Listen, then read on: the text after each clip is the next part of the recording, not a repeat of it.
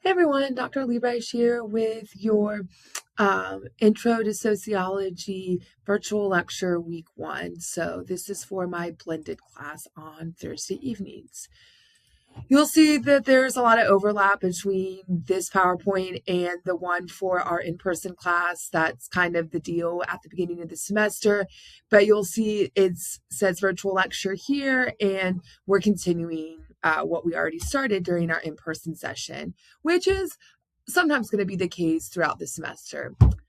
I like to organize things for my virtual lectures similarly to my in-person class. So you'll always have an agenda, almost always have an agenda highlighting what I'll be talking about in the video. So you sort of have a sense of how long it's going to take and what we'll be covering. This is a similar agenda to our in-person session this week, week 1. I'll have announcements. Sometimes they'll be very similar in my virtual versus in-person lecture. Sometimes it'll be different depending on how much changes between the two, between recording and being face-to-face. So just be aware of that. I'm going to revisit introductions. I'm going to highlight a couple of things in the course overview that we did during our in-person session, which of course is going to be much more detailed. I'll review some of the lecture and content from our in-person session for week 1. I'll introduce some new stuff, sort of upcoming attractions, if you will, for week 2. And then the exit pass is almost always going to be the same as far as the link on the PowerPoints for our virtual PowerPoint and our in-person PowerPoint. For the virtual lecture, it's more of just a placeholder to remind you to complete that assessment, that anonymous feedback, before the end of the week. And then I end with reminders so that you can sort of plan for upcoming due dates and our next week and that sort of thing. So as a reminder, make sure you are completing your signed class agreement and the department pretest by Sunday, January 18th at 11:59 p.m. We will go over in greater detail during our in-person session what all that entails and sort of how to submit weekly assignments, where to find that stuff, and all that logistical stuff that we have to go over at the beginning of the semester. But just remember to complete those assignments. Of course, if you have Monday classes, we will not be on campus on the 19th because of Martin Luther King Day. One thing that I've decided to do that I've never done before, this semester, I'm going to share a link to my YouTube page with all of my classes on the eLearn pages I have.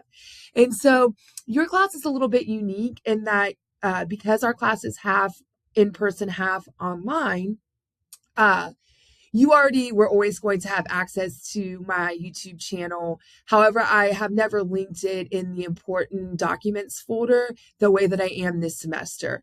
So if you want to sort of fast track to the virtual lecture that you need, you can click on that link.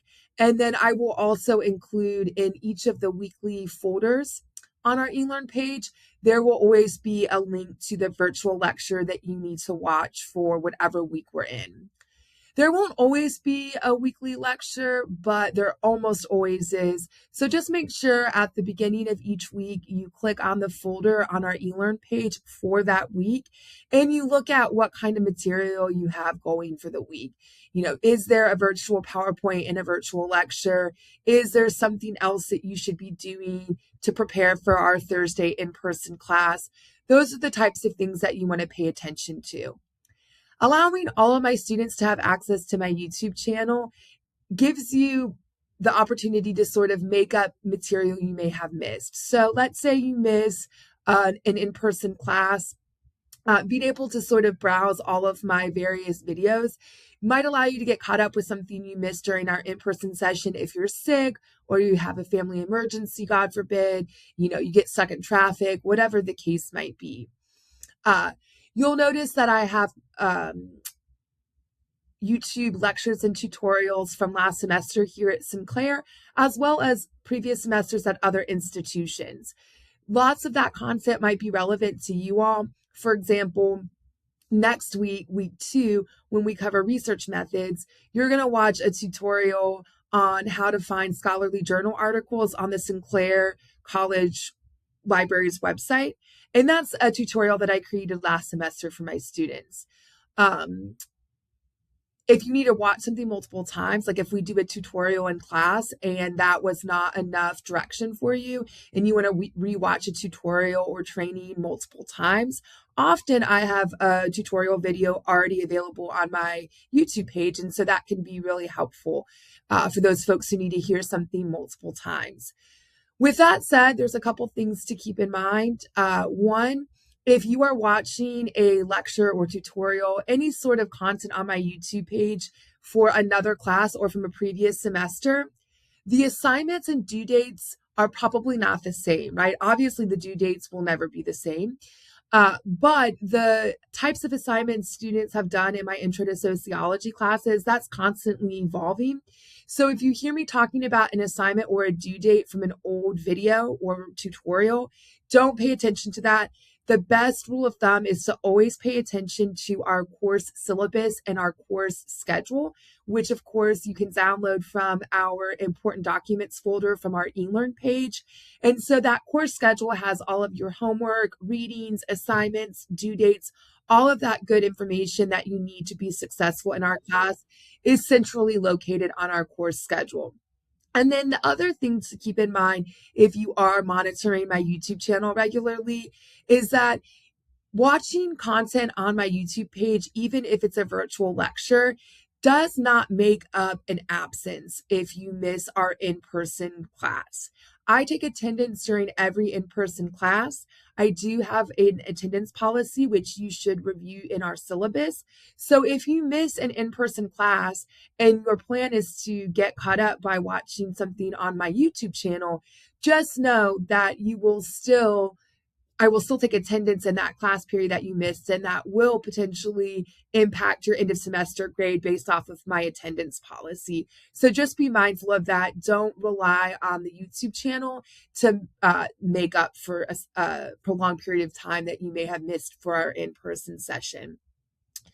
And then finally, I always like to ask students if you have questions, comments, concerns, or things you want to share with your classmates. So when you watch these online lectures, think about what types of questions you might have that you can ask in real time later in the week for our in-person session. All right. Just as a review, especially for those folks who maybe were not able to attend our first in-person class on Thursday, week 1. My name is Dr. Hannah Liebreich. I'm originally from Central Ohio, and so this is my first year back in Ohio after being gone for 11 years. I'm pretty excited to be back. I finished my bachelor degree at Ohio State University after transferring from Columbus State. So I sat in a community college classroom in Ohio many moons ago, just like you all. I did my master's at West Virginia University, my PhD in Honolulu at the University of Hawaii at Manoa, and all of my degrees are in sociology. So I'm a content expert, which is pretty fun, pretty cool. I am here to teach and learn from you all. As I mentioned in our in-person class, I view the teaching and learning process as a two-way street. It's reflexive for me. And so I often, almost always, every semester, learn quite a bit from my students about life, about course content, about Sinclair or whatever college I'm teaching at. And so I hope you're able to share and we can all learn together. I want to learn more about Sinclair. Like I said previously, this is my second semester and my first year here. My fun fact is that I'm a quote unquote freshman because it's my first year at Sinclair. And so I'm hoping to learn more as we sort of go along in this semester. And so if you've been here for, you're getting ready to graduate, this is your second year at Sinclair, perhaps you have things you can teach me about the school. And then I'm named after my grandma and my aunt. And again, I explained the icebreaker about telling the story of how you were named in our in-person class. And you learned how I was named when I talked in person. So I will not belabor that point. I do want to also prepare you that, so we're going to do introductions during our week 1 in-person class, but at some point, either during week 2 or week 3 in our in-person class, I'm going to have everyone refresh our memories and say your name, your pronouns, and one thing you want others to know about you, which it can be something from this list here. And so with that said, if you're one of those people who avoids public speaking and likes to prepare if and when you do have to speak publicly, make sure you practice and know what you plan on saying when we revisit introductions, because in the next week or two, every student will need to reintroduce themselves to their classmates so that I can continue to put names with faces and get to know everyone's name.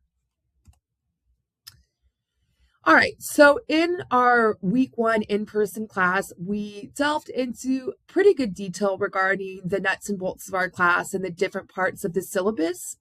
So I'm not going to belabor that point because my expectation is that students will read the syllabus and the course schedule from front to back all the way through on their own time. And in fact, the signed class agreement that you'll be completing this Sunday by 11:59 p.m., that actually it states that you have read the syllabus, you understand everything, and you've asked questions as needed, and you agreed to follow all of those policies, and you understand everything in the syllabus and course schedule. And so if you have any questions, make sure you email me or you attend my office hours on Wednesday or Thursday to go over any questions you might have. You also have the opportunity to ask me questions during our in-person session. So just make sure you're aware of, the most important things students always care about are the assignments that they're going to have to complete and how they're going to earn points, policies related to late work, attendance, things like that. And then we also went over the commitment to anti-oppression during our in-person class. So make sure you review all of those things. Some of my policies are a little less conventional, I would argue, such as my late policy. I do allow some AI, so make sure you check that out. And my assignments this semester are particularly unconventional, so make sure you know what the assignments are, how you'll be assessed and graded in my class, because especially my midterm and final exam are a little different. In a good way, I like to think. And then the course schedule includes your homework that you should be keeping up with, the readings you're expected to complete for assignment purposes, and then due dates are in that far right column. Again, we went over the class agreement, other logistics. So during our first in-person class, I always do an eLearn tutorial. I show students where to find things on eLearn. And I'll do that for you all again during this virtual lecture, but it won't be as thorough as the one I do in person. So make sure if you're struggling to find things on our eLearn page or you aren't super familiar with that platform, maybe it's your first semester at Sinclair, make sure you're asking questions either during the tutorial during our in-person class or before after our second week of class. So just sort of as an FYI, if you go to my Sinclair and you go to, if it'll load, eLearn, you go to, this is our eLearn page. I am going to get into student vote mode really quick. Whoops.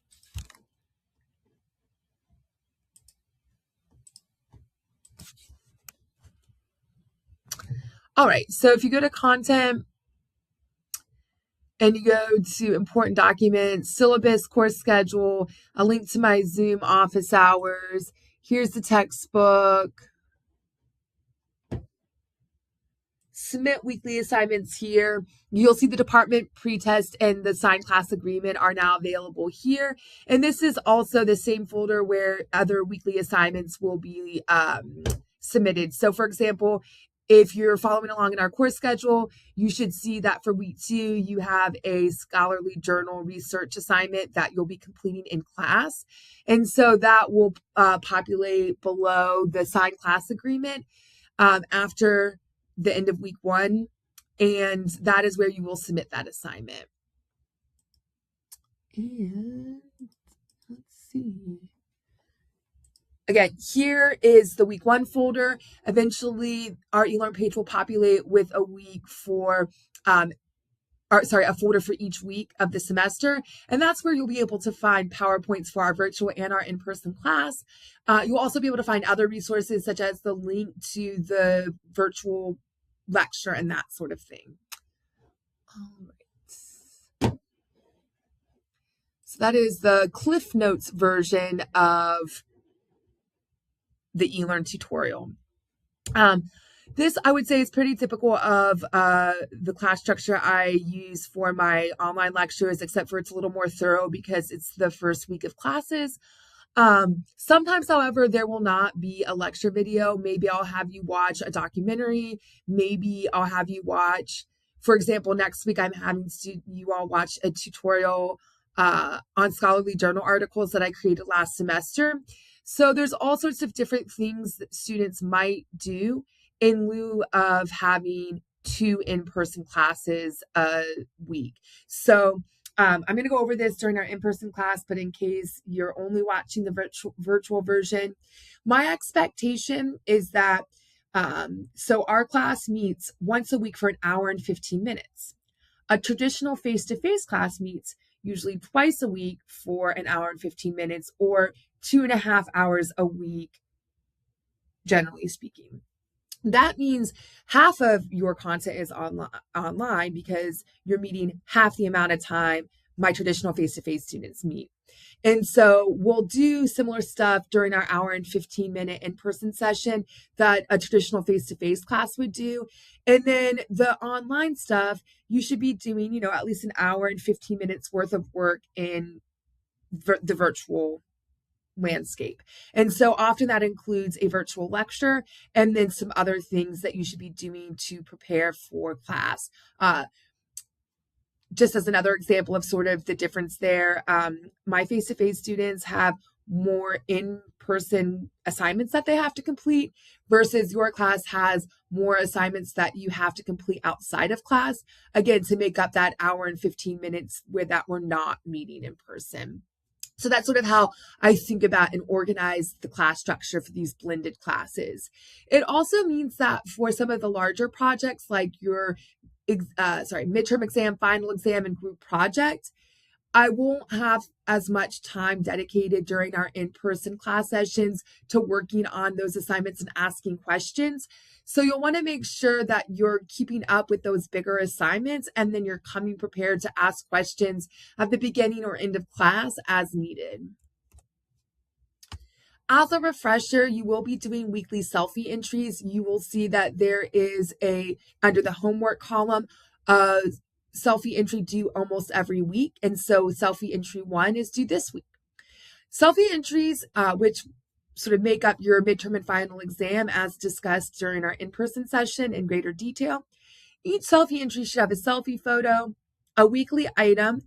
The weekly item will be announced either at some point in the virtual lecture or at some point during our in-person session. The weekly item will not be written down anywhere, so it will not be written after week 1. It will not be written down on the PowerPoint slides at all. It is up to you to attend in person and find out what the weekly item is that way, or watch the entire lecture, the virtual lecture, in order to find out what the weekly item is. Because students should be doing both of those things each week, it'll be anyone's guess as to when I drop that knowledge on you. But if you're following along and paying attention and taking notes, both virtually and in person, you'll always know the weekly selfie item that you need. And remember, if you miss class in person, but you email me before our class session, when I respond to your email, I will let you know what that weekly item is so you don't miss that point. And then you want one key term from that week. So again, following along with the course schedule, you can see week 5, we're reading chapter 8. And so for the selfie entry that's due for week 5, you would want to make sure that the key term you incorporate into that selfie entry is from that correct chapter that you were assigned to read. If you have a key term from the textbook, but it's not from the chapter that's assigned that week, you will lose points. And then you want that definition and a 1 to 3 sentence explanation. Here's an example that I did. You can see I have the weekly item, I have a key term, I have a textbook definition, and then I have my 1 to 3 sentence explanation in my own words, which includes an in-text citation from the textbook authors. I would use this and create a template for your selfie entries, and I will make sure to show you how to do that during our in-person session week 1 or week 2. And then as far as how logging and sharing your weekly selfie entries, make sure you use a Microsoft PowerPoint file and then share a link to that file with me on the shared doc that everyone in the class will have access to. That way I have a link to every student in this class. I have a link to all of your selfie logs in one place. That makes it easier for me to just go and click through each link to monitor your progress. If I notice that you are 1 week behind on your selfie entry, I'm going to assume that maybe you had a bunch of exams 1 week, or you had some childcare issues or something like that, right? And so I'm confident that you'll be able to get caught up if you're 1 selfie behind. If you get really behind, like even 2 selfies might not be a big deal. But if you start to get really behind, when I do those periodic check-ins, I'm going to reach out to you and make sure everything's okay.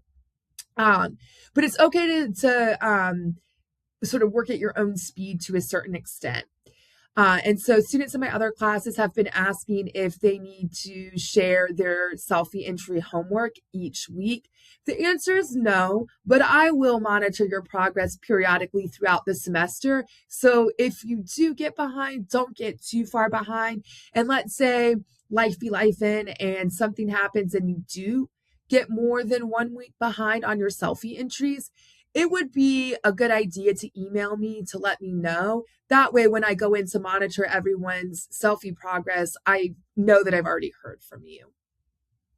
I am going to go into very great detail. I'm going to do a little tutorial on how to create and share your Microsoft PowerPoint document with me. So that will be during our in-person session week 1.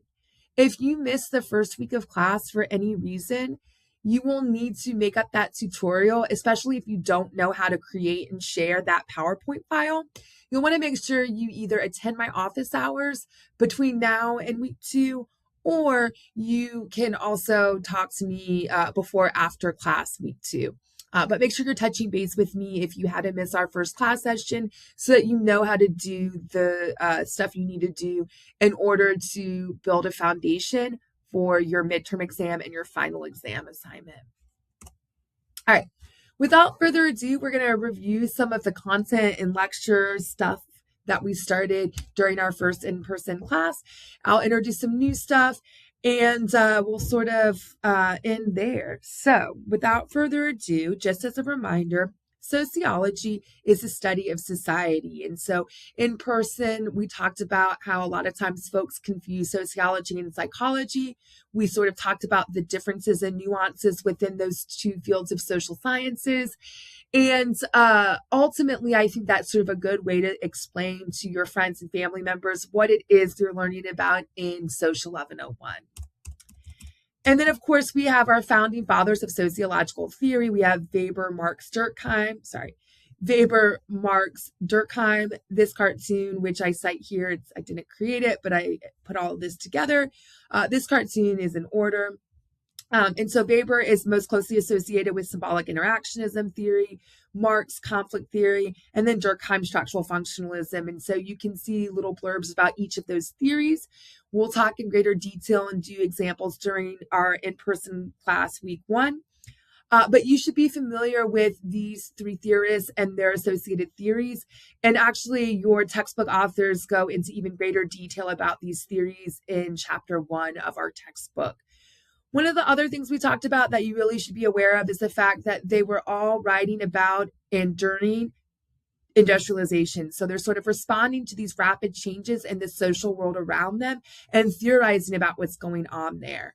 The other thing I want to make sure I say is you are going to learn about a bunch of different theories throughout the semester. That's part of an intro survey course. These are tools in your sociological toolbox, meaning you are learning how to analyze the social world around you. So thinking historically about politics and social problems, as well as thinking about contemporary politics and social problems. And then you want to be able to use sociological theory, like the ones listed here, to analyze those different aspects of the social world around us. So you may like some theories better than others, and that's okay. At the end of the day, as long as you can define the various theories we are going to learn about throughout this semester in your own words, and you feel confident answering questions about those theories, and you're able to apply those theories and use them to analyze social problems, things like that, you're in good shape. And so if you gravitate toward one theory more than the other, it's okay, as long as I can tell that you are keeping up with the readings and you understand our class content. For example, I think a lot of people in the social sciences use conflict theory too much, but a lot of people really love Marx. So I tend to not gravitate toward that theory as much as I do some other ones, but certainly I can define it and I can apply it to analyze the social world around us. And so here are some more theories. I would say intersectionality is probably one of those theories that I tend to gravitate more to. You know, we all have our favorite things in our professions. And so intersectionality is the interconnectedness of systems of oppression looking at race, class, gender, sexual orientation, gender identity, ableism, sizeism, and other aspects of identities to answer questions about how these forms of privilege and oppression overlap and intersect. And we can think about that on a micro scale in terms of our everyday lives, as well as on a macro scale, thinking about big picture or big things like social institutions. And so a social institution is a social structure or mechanism that organizes our everyday lives. These are the quote big things that we can't really change or control as individuals. So some classic examples of social institutions include family, education, politics, and religion. And of course, your textbook authors in chapter 1 provide a more comprehensive list of social institutions. And then I'm not going to belabor structure and agency or material and culture too much because I'll go into greater detail about those things and those concepts in our in-person class. But just be aware that these things here are just further tools in your sociological toolbox as far as how you might think about analyzing the social world around you. Systemic is anything that's fundamental and deeply rooted into social structures, into the very social fabric of our everyday lives. Now, often people aren't able to provide that textbook definition, but they are able to provide examples. And so some examples include systemic racism, sexism, or other isms. And again, I won't belabor these points because I'm going to talk more in depth and provide detailed examples during our in-person class, but just make sure you're aware of those terms and what they mean and how they operate within our society. We also talked about how in sociology, we like to put people in things into categories. And so often we will categorize society based off of whether the society is individualistic or collectivist. And the general rule of thumb kind of is that most Western societies are individualistic and most Eastern societies are collectivist. And so the two examples I provided in class are the United States, we're an individualistic society, and then Japan is a collectivist society. And then commodification. So this is, neoliberalism. Neoliberalism is just a commodification of social institutions and social processes. And again, I gave you some examples, and during our in-person class, I go into greater detail about the neoliberalism or commodification of education and specifically higher education. All right. So now we're moving into new territory. Sociological research. So this is what you'll be focusing on for chapter 2.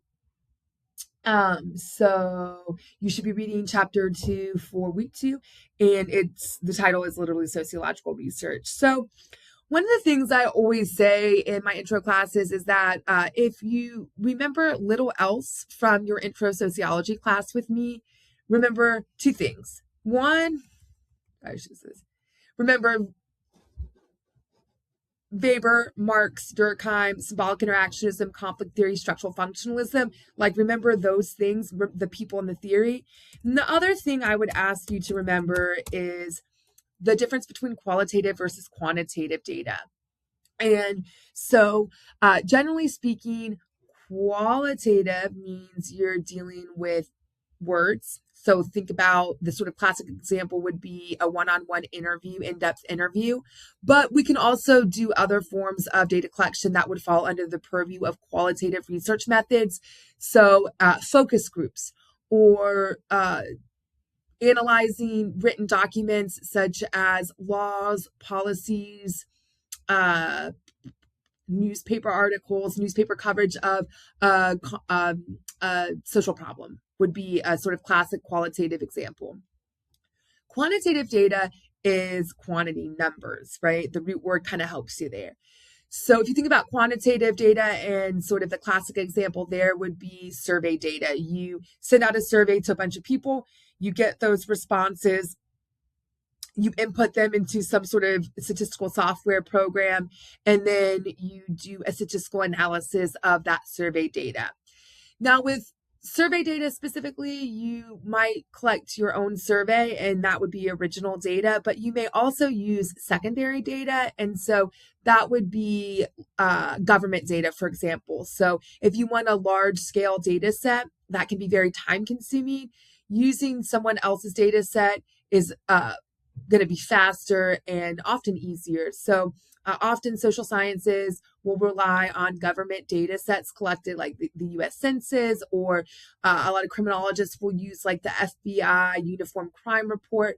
There's all sorts of different government data sets that you can access as a student or as a researcher, doing social science research. So under the Freedom of Information Act, you can access that data. Some of that data is actually publicly available if you just go to the government's website. And so you can analyze that data and that secondary data. There are probably some other forms of quantitative data that I haven't thought about. I suppose I can't think of anything else off the top of my head. Really, we're sticking to survey data there. It's just a matter of, are you collecting original survey data or are you using someone else's? Qualitative data, you can also use original data or secondary data. So if you were to analyze like policy or law or newspaper articles, that would also be considered analyzing secondary data. And then the other important thing to keep in mind as you hone in on the chapter 2 content related to research methods is that regardless of what type of research project and what type of data you're collecting, you pretty much always want to start with a lit review. There's like one exception that we're not going to talk about because that would only be something I would go into detail on for a research methods class. But that's why it says almost always. So almost always you start with a lit review. And so in chapter 2, your textbook authors talk about that. They're going to provide you with greater detail about what a literature review is and what you do in a literature review. So make sure you have that read in preparation for week 2 class. With that said, one of the things we will be doing in our in-person class session for week 2, again, thinking about upcoming attractions, is you will be working on putting together some literature on a topic of your choice. So that's why for our virtual component during week 2, students will not have a traditional virtual lecture from me the way you are this week. Instead, you're going to watch a tutorial on how to find scholarly journal articles using the Sinclair College Library's website, so that you can come prepared with the knowledge of how to find scholarly journals that you will need to do for that activity. And if you're feeling really ambitious, you can actually start the process of searching for scholarly journal articles on a topic of your choice. And if that's something you're interested in doing ahead of time and you can't think of a topic that's interesting to you, go to our course schedule and there is a column labeled topics. Those topics essentially come from the chapter titles of our textbook, but they are the topics that we will be focusing on throughout the semester. And so that's a really great starting point for thinking about topics that you may want to research literature on for the purpose of our week 2 assignment. All right, so without further ado, here's your exit pass link. Make sure you get that done by the end of the week. In terms of reminders, finish reading the syllabus in chapter 1, start reading chapter 2, return your class agreement and do the pretest, the department pretest quiz Both of those things are due Sunday, January 18th by 11:59 p.m. Both should be completed online virtually on our eLearn page. Create and share your selfie entry log, that Microsoft PowerPoint document that everyone should be sharing on our class shared Word doc. And you should also be adding your first selfie entry as well on that file. Make sure you've reviewed the syllabus and course schedule all the way through and you're asking questions as needed. And then be prepared for Thursday's class for week 2, where we focus on research methods.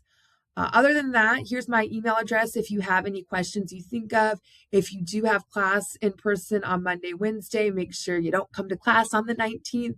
And then if you are on campus on Tuesdays, there'll be a bunch of cool Martin Luther King Jr. related events on campus. So keep an eye out for that. And if you are interested in attending any events to celebrate MLK, let me know and I will forward any events that I know of, flyers and that sort of thing. But other than that, that's all I have for you. Have a great week, and I will see you all in person.